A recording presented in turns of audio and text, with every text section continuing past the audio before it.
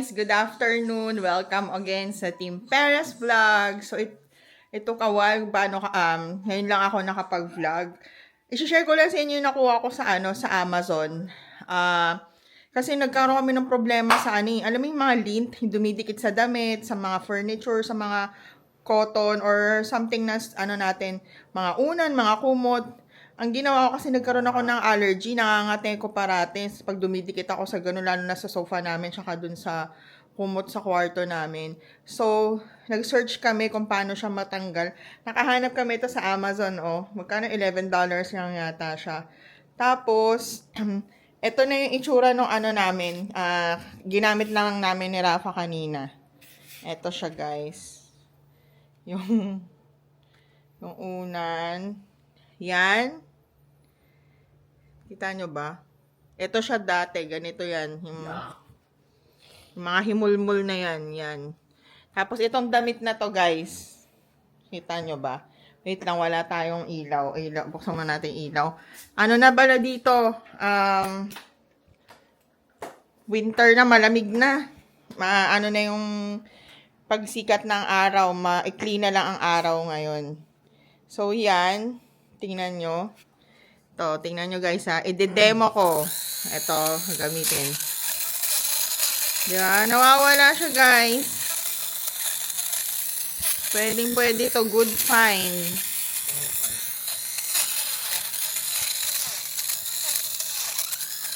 Ito nyo ba? Naging product endorser na ako. Di ko alam kung anong pangalan nito eh. Basta lint remover. Off mo lang. Ito na yung mga naipon niyang lint. So, anong masasabi nyo? Comment down below. See you! Hi guys! Tingnan nyo. Ito na. Ito yung dati. Ganito siya. Tingnan nyo.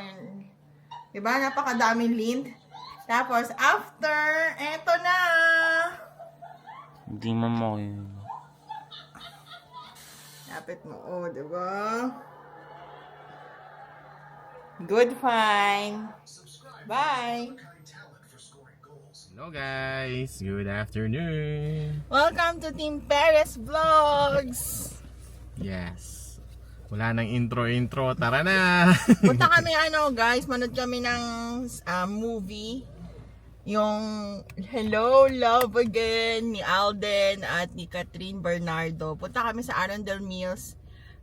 Showing siya dito sa US. Tapos sabi hanggang Wednesday lang siya. So parang 1 week lang siya ipapalabas. So samahan nyo kami. 35 minutes drive siya. And see you! See ya later. Hello guys, ito na ang daming Pilipinong manunood. So andun siya. Dito kami Cinemark. Ayan. Gamit ko na yung phone ko. Dito ako mag-order.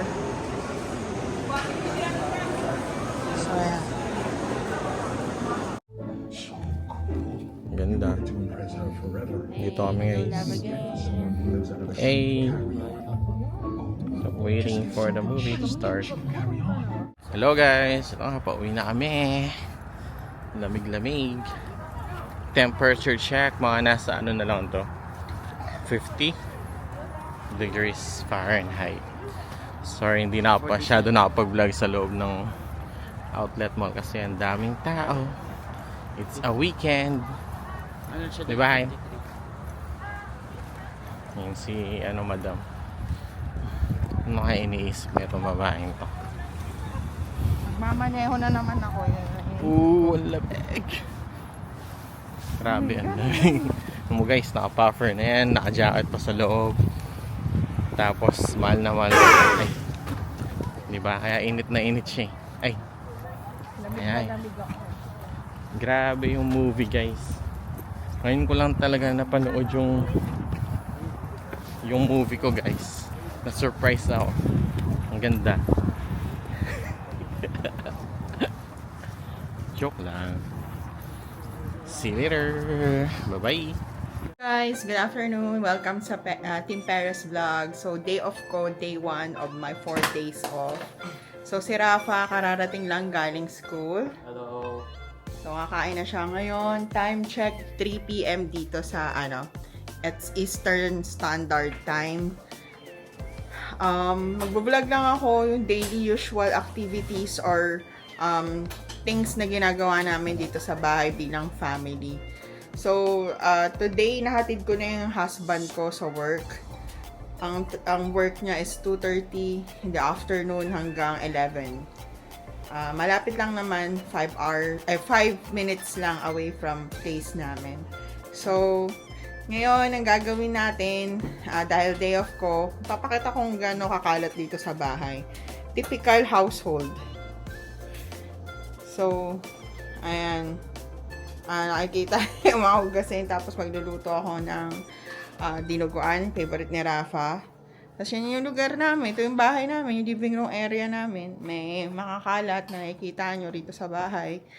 Hindi ko pinaplan, pinapakita ko lang yung typical yung situation ng isang Filipino family dito sa Amerika na both parents ay nag-work. Tapos, may estudyante kaming isa, si Rafael. So, ayan, samahan nyo lang ako anong gagawin kong activities for today. And thank you for watching. And please don't forget to like and subscribe sa YouTube channel namin to help us grow more. Tapos, join us dito sa struggling and lifestyle namin dito sa US. Lalo-lalo na sa mga Filipino nurses na gustong makapunta dito, kung ano yung situation dito, raw footage ng life dito sa Amerika. See you!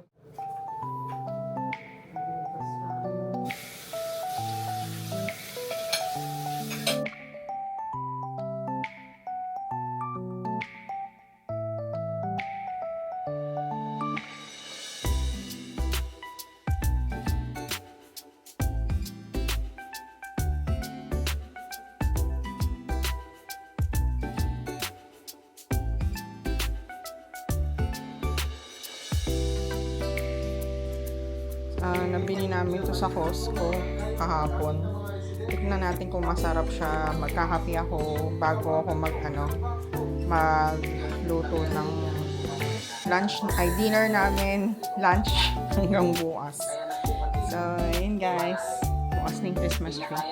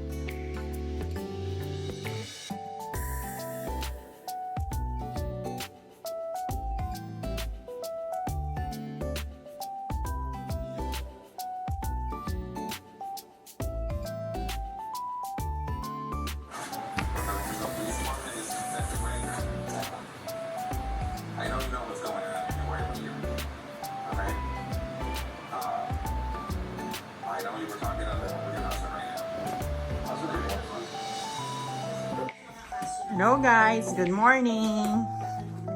Tingnan nyo, nabudol ko na yung asawa ko, inaayos na niya. Nasira na. Thank you, ha. Sinira ko lang. Sinira mo? What? Yung ayos, sinira ko lalo. Sinira mo nga? Hindi. Seryoso? Good morning from USA. Hi, Pilipinas. Last day off. So guys, maglilinis tayo ng kwarto, ng magulong kwarto, magulong bahay. Wow. So yun guys, good morning! Alas 10 ng umaga, malamig dito. Guys, good afternoon. Nandito ako, day off ko ngayon, last day off ng 4 days off.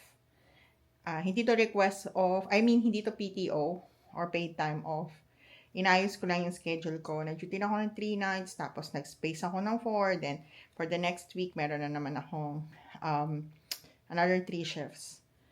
Papakita ko lang sa inyo, dito sa US, kapag yung mga papunta dito, usong-uso dito yung mga couponing, yung mga ganito. Ito galing to sa Burger King. At kukuha ko ng mga deals siya. So, for instance, itong kukunin natin, $18 siya, family bundle. 3 burger na Whopper o Whopper burger, tapos 3 cheeseburgers, tapos may 3 medium fries for the price of $18. So, yun. Samahan nyo ko mamaya if video ko na lang siya later kung paano siya i-avail. Tapos, magdadadag lang ako ng iba pang mga pagkain. So, ito, yung mga ganito, pinapadala to sa mailbox. Kung nakukuha lang namin siya sa mailbox. So, ganun yung mga ginagawa ng mga restaurant, mga ibang establishments, nagsisend sila talaga sa mailbox ng mga tao dito sa US, sa Northeast America, ng mga pang-coupon para, syempre, bumili sa kanila at magkaroon ka rin ng discount. So, yun, it is one good thing na nagagawa namin dito sa US. Lalo na sa lugar namin. Ginagawa ko to pero mga nakailang beses na rin ako sa Burger King. So, yun. See you. Hey guys, ito naka-order na tayo. So, nasa $30 yun. Marami na siya. So, in total, 6 burger siya. Tapos, 3 fries. Tapos, may nuggets pa yun. At good deal na siya para sa akin. Sobrang lamig ngayon for today. Yung temperature na chinek ko is 3 Celsius siya. Feels like 3 Celsius. Pero sa, nakalagay na 9 degrees. Pero pagka sa Fahrenheit siya, 45. That's feels like 37. So, yun. Kaya ako pumunta muna ng Burger King kasi uuwi na si Raf. So, parating siya ng 2:45. So, this time, check, 2:30 something. Kasi sinatid ko na yung husband ko, si RJ, sa work niya. Dumaan ako dito sa Burger King. Kaya yun guys, malapit na yung, pupunta na naman kami pala ng New York. And, abangan niyo yun. Ang lalaki ng snow, guys. Man. Uulan din naman daw yan eh. Mawawala rin. Pasok mo na. Lamig. Sabi, sakto alas 9. Sabi. Ayan na.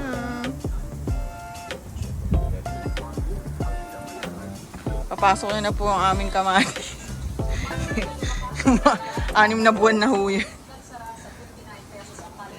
Snow! Ayun na guys, sensya na. Excited lang kami sa snow. Mawawala din daw yan eh. Hindi yan siya magtatagal kasi uulan. Isang oras yata ito. Yan na po, snow.